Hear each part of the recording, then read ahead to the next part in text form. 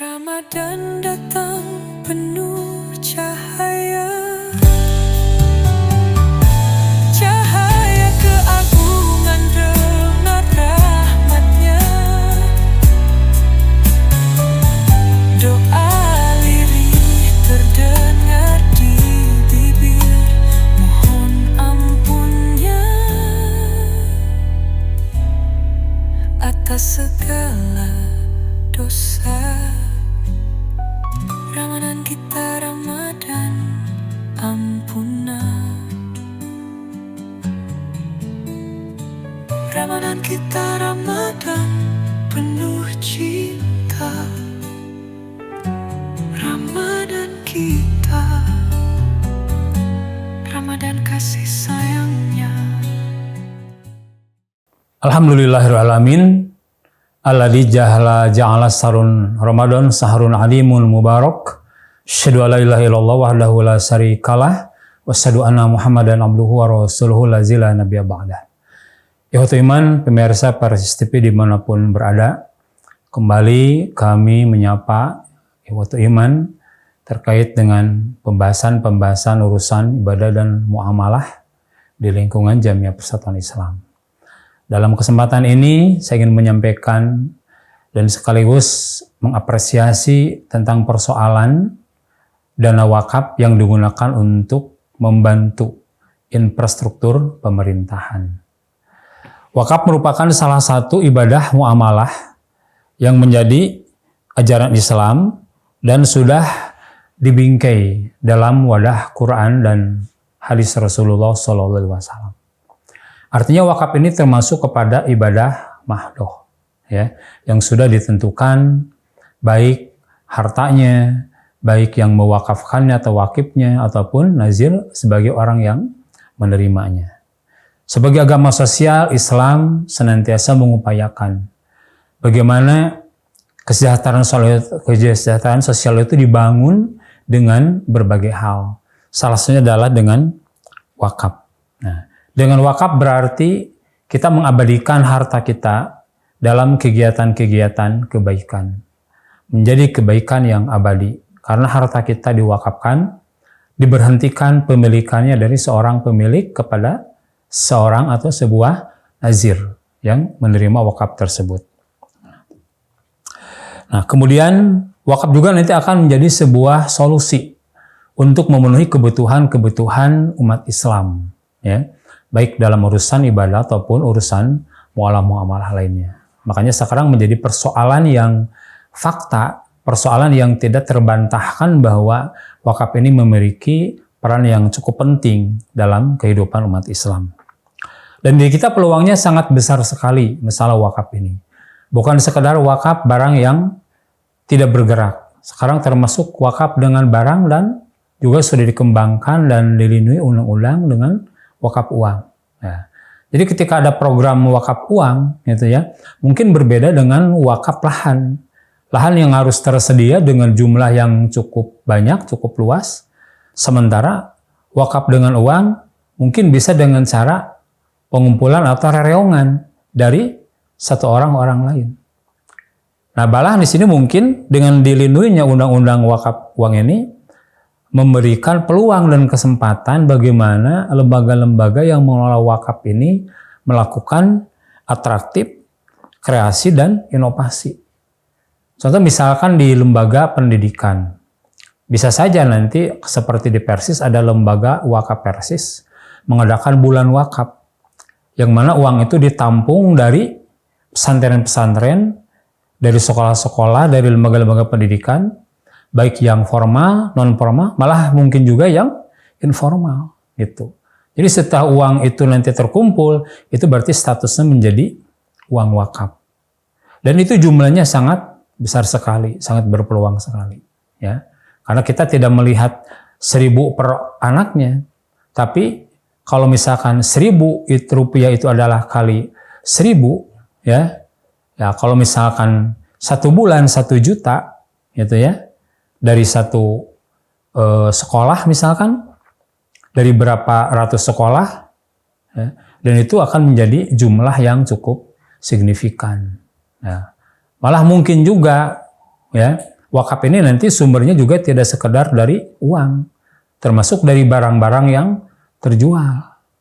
Tidak menutup kemungkinan dengan barang-barang yang jarang kita manfaatkan di rumah, dengan pakaian atau benda lain yang bisa kita uangkan, itu ketika dikumpulkan juga bisa menjadi uang wakaf.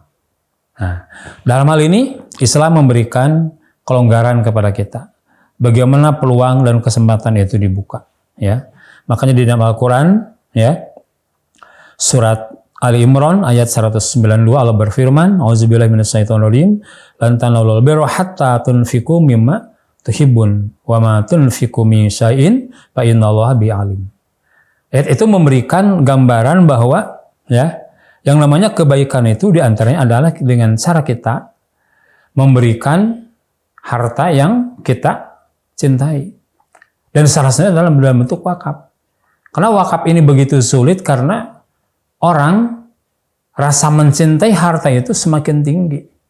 Makanya godaannya ketika diwakafkan menjadi cinta harta, sayang harta, akhirnya tidak terlaksana. Tapi ketika masyarakat mendapatkan edukasi bahwa wakaf ini memberikan nilai manfaat, maka masyarakat akan dimudahkan untuk melakukan gerakan-gerakan wakaf itu. Nah, kemudian di dalam ayat lain, ya, Allah memberikan apresiasi sekaligus penghargaan bagi mereka yang melakukan infak di jalan Allah. Termasuk di dalamnya adalah wakaf.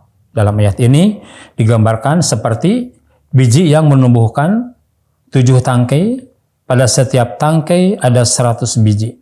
Allah melipat gandakan bagi siapa yang dia kehendaki.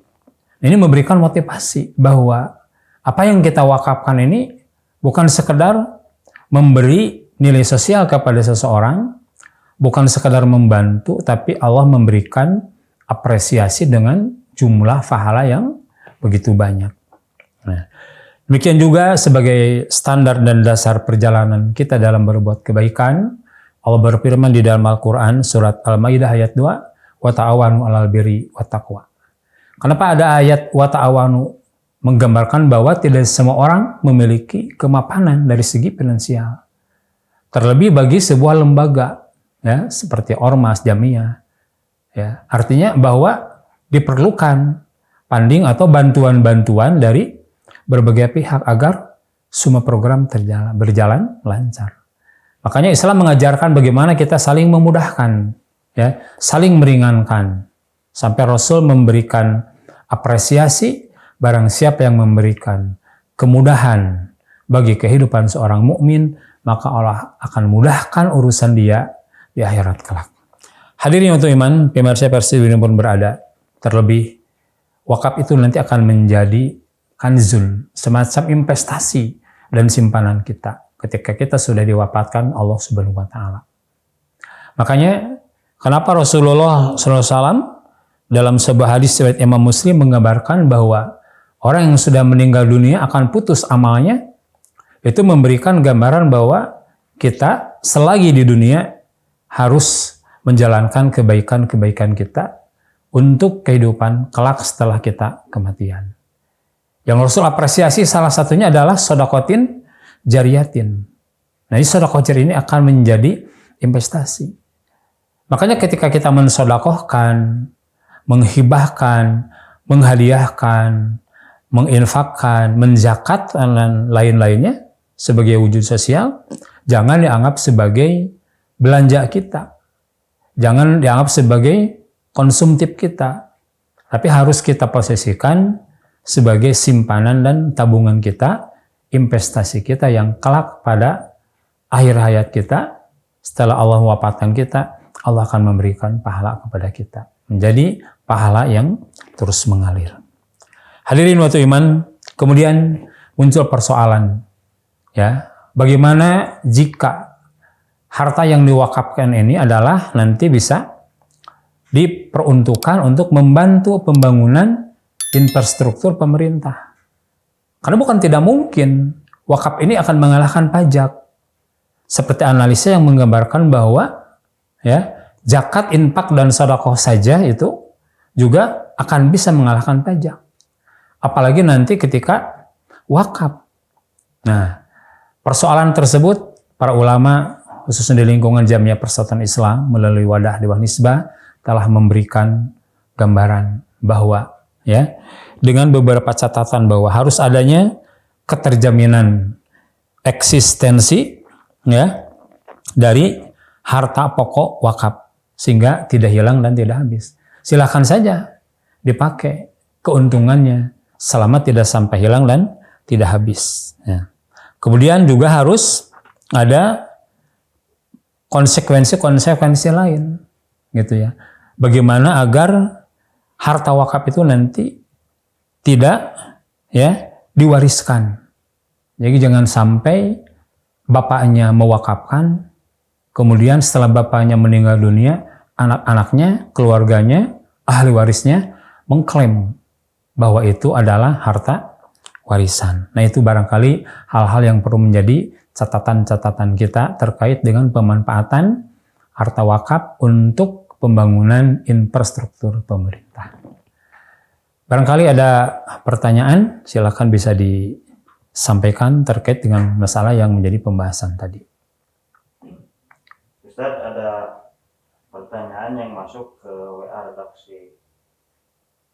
Jadi ada 3 hal yang mau ditanyakan. Ya. Yang pertama, bolehkah wakaf diwariskan?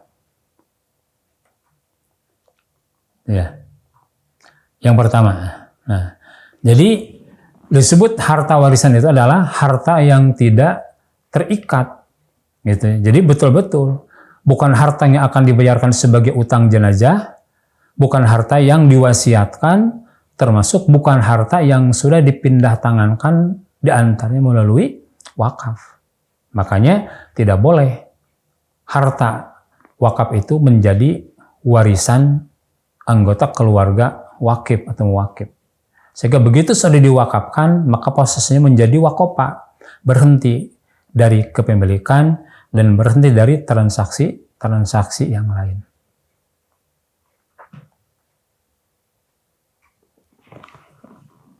Yang kedua, Ustaz, apakah boleh wakaf dijual belikan? Nah, wakaf dijual belikan, jelas-jelas wala yuwa'u, dalam sebuah hadis disampaikan bahwa wakaf itu adalah tidak boleh dijual belikan karena posisinya tadi ya, berarti setelah wakaf maka statusnya menjadi qat'i, menjadi status tetap sebagai harta wakaf yang tidak bisa dirubah status.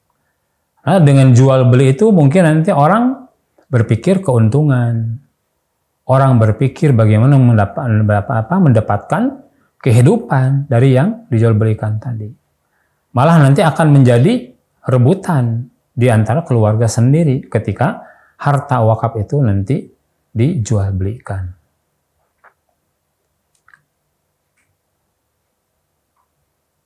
Terakhir, Ustaz, saya menyicil motor dan belum lunas. Kemudian saya ingin mewakafkan motor tersebut. Bagaimana hukumnya? Apakah boleh? Ya, idealnya harta yang kita wakafkan itu adalah harta yang aman, aman dari keterikatan dengan pihak-pihak lain.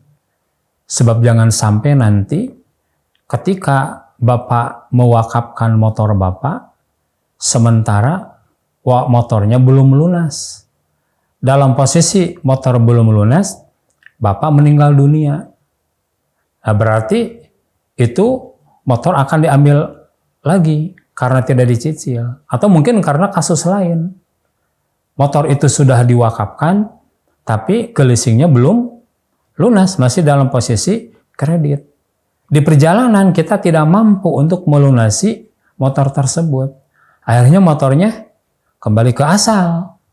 Nah, sisi lain kita sudah mewakafkan, makanya tidak boleh kita mewakafkan barang-barang yang belum memiliki ketegasan, kejelasan, dan kesorihan dari kepemilikan kita. Pemirsa Ikhwatul Iman, Persis TV dimanapun berada, demikian yang dapat saya sampaikan. Mudah-mudahan menjadi ilmu yang bermanfaat. Mohon maaf atas segala kekurangan. Aqulu qouli hadza wa astaghfirullah li wa lakum. Rabbana atina fid dunya hasanah Wa fil akhirati hasanah wa qina adzabannar. Assalamualaikum warahmatullahi wabarakatuh. Saatnya kita buktikan atas kejujuran dalam perintahnya,